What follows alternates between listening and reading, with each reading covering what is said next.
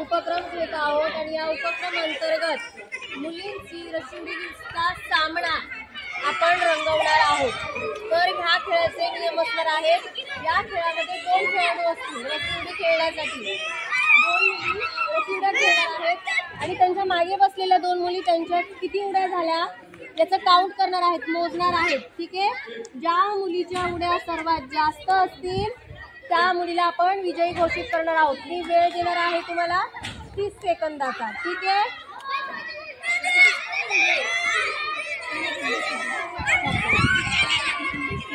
तुमच्याकडे आपला मी मोबाईल आता मी याच्यावरती वेळ लावणार आहे 30 सेकंदाचा आणि तुमच्या दोघींचा सामना रंगणार आहे। ओके, हिचं काउंट तू करायचंय नंदिनी आणि जो आहे तो इथं कर। सुरुवात करूया। नाव सांग तुझं। स्टार्ट। रिद्धी आणि श्रद्धा यांची दोरी उडी किंवा रस्सी उडी स्पर्धा इथे सुरू झालेली आहे। त्यांच्या मैत्रिणी त्यांचं काउंट करत आहेत।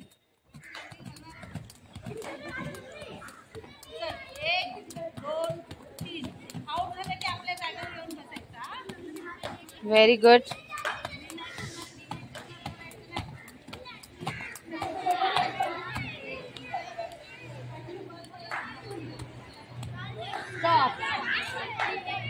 वेळ संपलेली आहे। श्रद्धाने किती पडणार?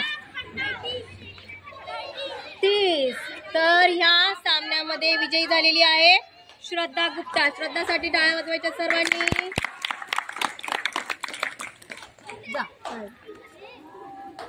नेक्स्ट 2 मुली प्रज्ञा आणि नंदिनी।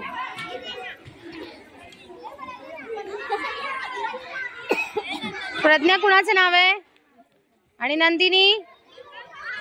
तुम्हाला खेळाचे नियम माहित आहेत। 30 सेकंदाची वेळ दिली जाईल आणि तुम्ही किती रशी उड्या केलेल्या आहेत त्या मोजणार आहेत ह्या दोघी। ओके, त्यामुळे तुम्ही कसलं टेन्शन न घेता फक्त उड्या मारायच्या। 1 2 3 स्टार्ट।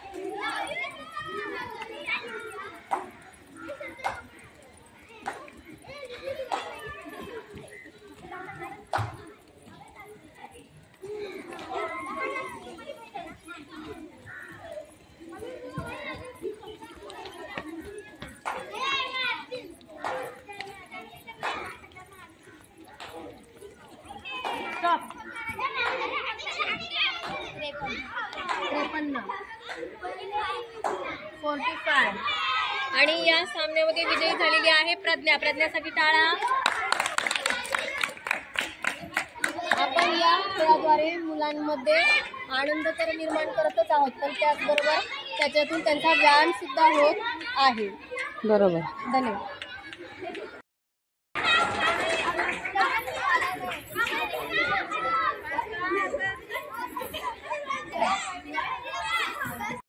आज आनंददायी शनिवारामध्ये सर्व मुलींनी फुगडी खेळण्याची इच्छा व्यक्त केल्यामुळे त्यांचा सामूहिक फुगडीचा खेळ रंगणार आहे। सर्वांनी सुरुवात करा।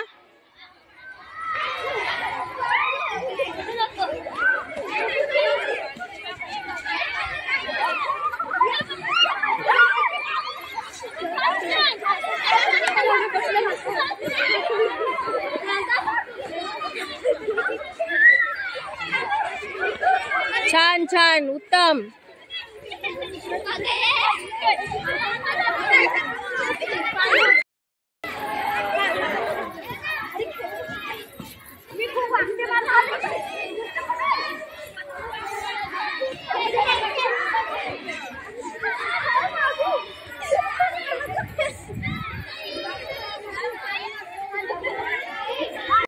आज आपण आनंददायी शनिवार या उपक्रमाअंतर्गत आज इथे अभिव्यक्ती स्पर्धा घेणार आहोत। आणि अभिव्यक्ती म्हणजे काय थोडक्यात तुम्हाला सांगणार आहे।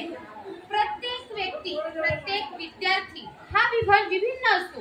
प्रत्येकामध्ये कोणते ना कोणते गुण दडलेले असतात, परंतु प्रत्येकाचे गुण बाहेर येण्यासाठी आपण शालेय स्तरावर वेगवेगळ्या स्पर्धा घेत असतो। त्याच्यातली स्पर्धा आहे आणि यात नृत्यकला, चित्रकला किंवा गायन कला, वादन कला किंवा अभिव्यक्ती कला म्हणजे स्वतःचं काहीतरी व्यक्त होणं स्वतःच्या हावभावातून स्वतःच्या आचरणातून काहीतरी व्यक्त करण्याचा प्रयत्न करणे आणि लोकांना पटवून देणे, एखादं कॅरेक्टर घेऊन ते कॅरेक्टर स्वतः प्रस्तुत करणे, त्याला म्हणतो आपण अभिव्यक्ती. आणि हेच अभिव्यक्ती स्पर्धेसाठी आपल्या विद्यालयातील विद्यार्थी आज इथे एक सुंदर असं नाटक सादर करणार आहे. त्याचा आनंद सर्वांनी घ्यायचा आहे. चला तर मग सुरू करूया. Okay, done. एक मोठं जंगल होतं. त्या जंगलात दोन झाडं राहत होती. एक झाडावर चिमणी राहत होती आणि एक झाडावर कावडा राहत होता. ते दोघांची मैत्री खूप खास होती. ते दोघं एका संध्याकाळी दाणे शिपायला गेले.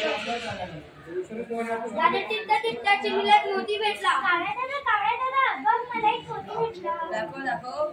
हे बघ, छान आहे. मी नाही देणार. नाही दे ना माझं मोती. नाही देणार. चिमणी रडत झाडाकडे गेली. झाड दादा तू कावळ्याला खाली पाड ना. मी का पाडू? कावळ्याने माझे काहीच केलेले. चिमणी रडत सुताराकडे गेली. सुतार दादा तू झाडाला काप ना. मी का कापू? झाडाने माझं काहीच केलं नाही. चिमणी रडत राजाकडे आली. राजा तू सुताराला दंड कर ना. सुताराला मी दंड का करू? सुताराने माझं काहीच बिघडवलं नाही. चिमणी रडत राणीकडे गेली. राणी तू राजाशी रुस ना. मी का राजाला रुसू? राजाने तर माझं काहीच बिघडवलं नाहीये. चिमणी रडत उंदीर मामाकडे गेली. मामा तू राणीचे कपडे काढ ना. मी का पाडू? राणीने माझं काही बिघडवलेलं नाही. चिमणी एका जागेवर जाऊन बसून रडत होती. तेव्हा एक मांजर आली. काय झालं तुला? झाड म्हणतो मी कावळ्याला खाली पाडणार नाही आणि सुतार म्हणतो मी झाडाला कापणार नाही आणि राजा म्हणतो मी सुताराला दंड करणार नाही. राणी म्हणते मी राजाशी रुसणार नाही आणि उंदीर म्हणतो मी राणीचे कपडे फाडणार नाही. आता मी काय करू? जर तुम्ही त्यांचे कपडे फाडले नाही तर मी तुला खाऊ टाकणार. उंदीर म्हणाला, नको मी राणीचे कपडे फाडतो. नको मी राजावर रुसते.